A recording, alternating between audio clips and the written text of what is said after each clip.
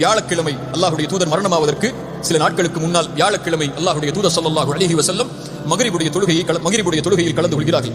வல் முர்ஸலாத்தி உர்ஃபா என்ற சூரத்துல் முர்ஸலாத்துடைய வசனங்களை அல்லாஹ்வுடைய தூதர் ஸல்லல்லாஹு அலைஹி வஸல்லம் அவர்கள் ஓதி தொழ வைக்கிறார்கள். அதற்கு பிறகு அல்லாஹ்வுடைய தூதர் அந்த நபித்தோழர்களுக்கு இமாமாக நின்று தொழுகை நடத்தவில்லை. இஷாவுடைய தொழுகை வருகிறது. மக்ரிபுடைய தொழுகை அல்லாஹ்வுடைய தூதர் தொழுகை வைத்து இஷாவுடைய தொழுகைக்கு அல்லாஹ்வுடைய தூதர் ஸல்லல்லாஹு அலைஹி வஸல்லம் ஆயிஷா ரலியல்லாஹு அன்ஹாவுடைய வீட்டிற்கு செல்கிறார்கள்.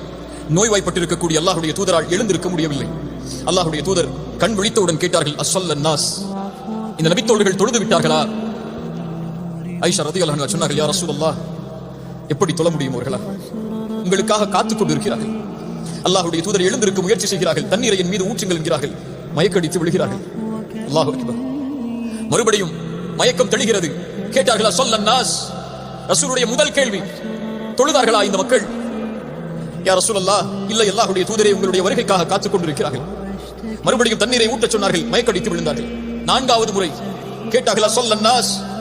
மக்கள் தொழுதார்களா அல்லாஹ்வுடைய தூதருடைய மனைவி ஆயிஷாவை? சொன்னார்கள், யா ரசூலல்லாஹ், இல்லை, அவர்கள் உங்களுக்காகத்தான் காத்துக் கொண்டிருக்கிறார்கள். ரசூலுல்லாஹ் சொன்னார்கள், என்னால் முடியாது ஆயிஷா, என்னால் முடியாது ஆயிஷா, உன் தந்தையை தொழுகை நடத்துமாறு கூறு.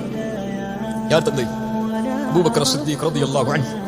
அல்லாஹ்வுடைய தூதர் அடையாளங்களை வெளிப்படுத்துகிறார்கள். அவ்வளவுதான் என்னுடைய தலைமைத்துவம். Download ShareChat.